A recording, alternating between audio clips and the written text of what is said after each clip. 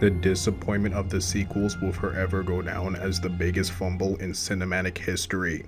Those treacherous fools over at Disney decided to tamper with what was previously established as canon, and now they will pay. Today we will discuss the failure of Kylo Ren and the absolute disrespect that comes with this character, especially towards the one known as Darth Caedus.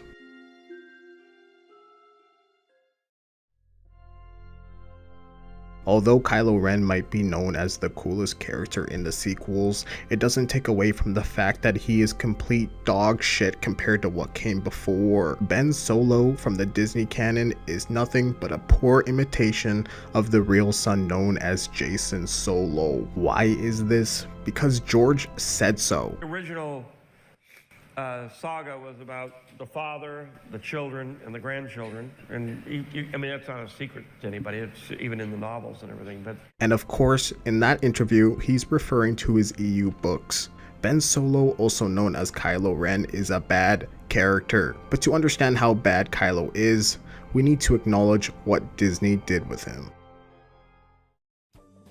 In Disney's Star Wars, Kylo Ren is the only child that was born from the Solo Skywalker bloodline. Kylo Ren, originally known as Ben Solo, was Luke's first and seemingly only Padawan. Luke rebuilt the Jedi Order, but he clearly didn't do a good job, because one night, Luke had a vision about evil Kylo, so Luke decided to kill him in his sleep. I can think of 1,000 reasons why this doesn't make any sense, but that's not what we're here for today. Ben Solo wakes up and sees Luke trying to kill him. Scared, Ben Solo escapes and comes back later with his Knights of Ren and destroys the Jedi Order completely. Not only does he destroy the Order, but also forces Luke into exile for reasons that make zero sense. After Disney turned Luke into a complete bitch, Ben Solo claims the name Kylo Ren, leader of the Knights of Ren. Who are the Knights of Ren? Well, we don't fucking know, at least not in the movies. Because of Supreme Leader Snoke's influence on Ben Solo, he decides to join the First Order.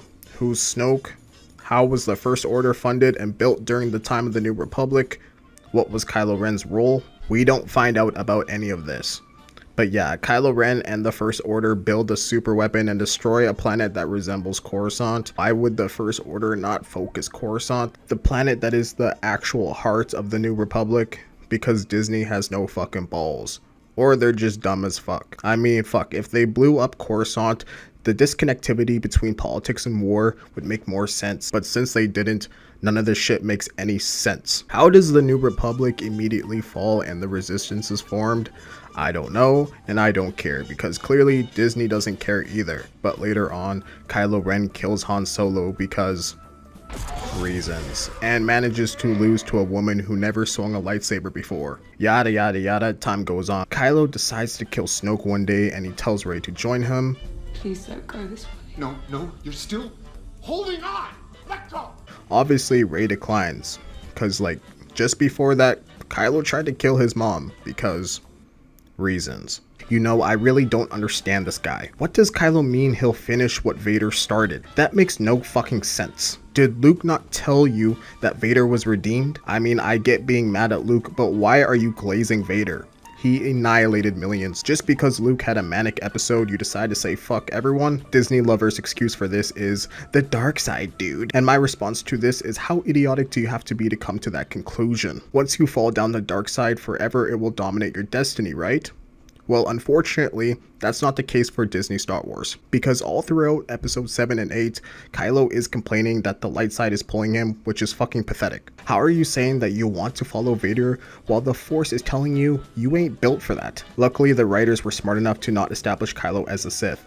But even as a Darksider, this is fucking pathetic. Although Kylo committed atrocities and even killed loved ones, he never unlocked any dark side abilities.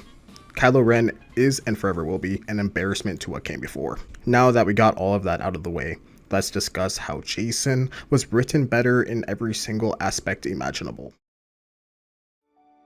Jacen Solo is the true son of Han and Leia, but Jacen wasn't the only child. The Solo and Skywalker clan expanded throughout years and years, and by the time we got Legacy of the Force, there are 5 Solo and Skywalker children. Anakin Solo, known as the Prophesized One, was Jacen's brother who died in battle during the Vong War. Jaina Solo is Jacen's twin sister, also known as the Sword of the Jedi, with that title being given to her by Grandmaster Luke. Ben Skywalker, which is Luke and Mara's only child, is the sharpest and brightest for his age, mainly because of his unofficial master, Jacen. And lastly, Alana Solo, daughter to Queen Mother Tenel Khan and Colonel of the Galactic Alliance Guard, Jacen Solo. Just from this intro alone, we can see how successful the expanded universe was with their world building. Jacen Solo's story does not start during the Legacy of the Force, but because Disney sequels base their movies off this series, I will compare Jacen within Legacy of the Force today. But just know expanded universe series like New Jedi Order or Jedi Academy are world-class books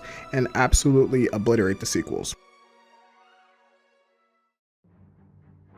At the start of Legacy, Jacen Solo is a commander of the Galactic Alliance Guard. The Jedi, although back on Coruscant, do not choose sides when it comes to politics. They are reserved and balanced and choose a side on their council's terms. All of the Jedi except for Jacen at least.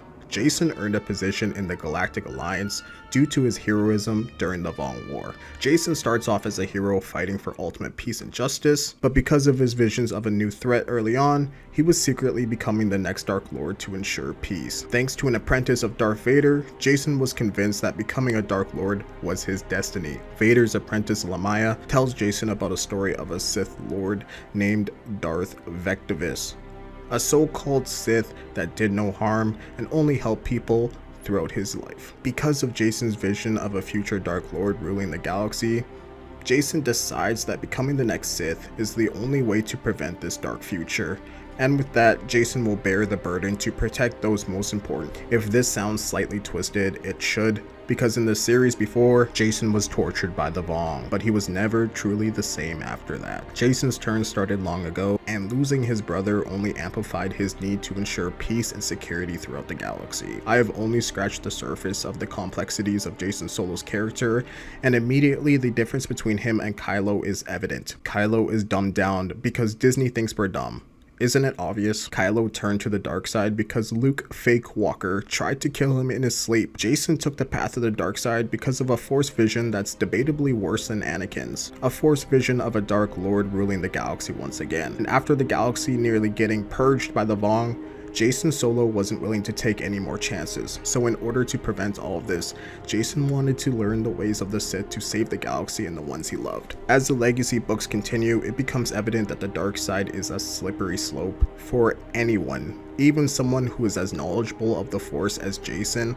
Jacen was so skilled, it wouldn't be outrageous to claim that later stages of Darth Caedus was just as strong as Anakin Skywalker. But in my opinion, Jacen's physical prowess wasn't his strong suit, but instead his political strategies. Almost Sidious-like, Jacen maneuvered around politics so easily because of his hero status. It's almost as if both Leia and Padme passed down their political gene to Jacen. He was loved and respected throughout the people and Galactic Alliance.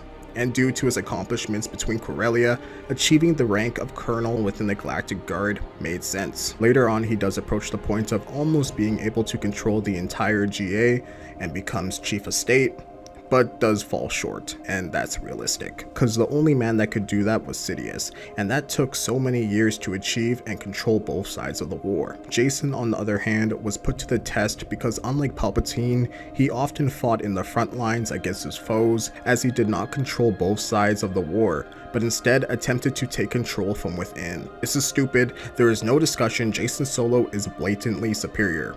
I could keep rambling about this, but I'm gonna end it here today. If you want me to talk about Jacen and Kylo Ren more, like this video.